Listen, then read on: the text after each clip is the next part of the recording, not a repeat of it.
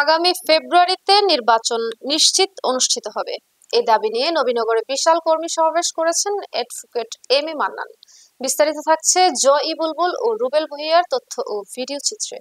ব্রাহ্মণবাড়িয়ার নবীনগরে বাংলাদেশ জাতীয়তাবাদী দল বিএনপির জেলা কমিটির সাবেক আহ্বায়ক, বিএনপি থেকে মনোনয়ন প্রত্যাশী অ্যাডভোকেট এম এ মান্নানের নেতৃত্বে পৌর এলাকার ২ নম্বর ওয়ার্ডে বিশাল কর্মী সমাবেশ ও বিএনপির ভারপ্রাপ্ত চেয়ারম্যান তারেক রহমানের নির্দেশে ৩১ দফা দাবি সম্বলিত লিফলেট বিতরণ অনুষ্ঠিত হয়েছে।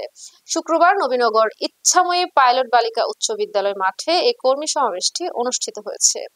পৌর বিএনপির সহ সভাপতি দেলোয়ার হোসেনের সভাপতিত্বে ও সাংগঠনিক সম্পাদক দেলোয়ার হোসেন সুহেল ও যুবদলের সভাপতি পদপ্রার্থী মঞ্জুরুল ইসলামের সঞ্চালনায় প্রধান অতিথি হিসেবে বক্তব্য রাখেন advocate M A Mannan.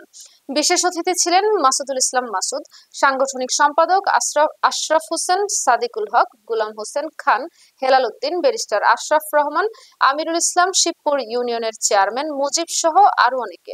Advocate M A Mannan বলেন, বিএনপির ভারপ্রাপ্ত চেয়ারম্যান তারেক জিয়ার ৩১ দফা দাবি ঘরে ঘরে পৌঁছে দিতে আমরা কাজ করে যাচ্ছি। আমাদের নেতাকর্মীদের বলবো, আপনারা জনগণের মুক্তির সনদ সাধারণ মানুষের কাছে পৌঁছে দিতে ঘরে ঘরে যান আর প্রস্তুত থাকুন। আগামী ফেব্রুয়ারিতে নিশ্চিত নির্বাচন অনুষ্ঠিত হবে। যতই পিআর আর সংশোধনের কথা বলুক, নির্বাচন ফেব্রুয়ারিতেই হবে। নবীনগর পৌরসভার ২ নং ওয়ার্ড কর্তৃক আয়োজিত এই হচ্ছে আমার শক্তি।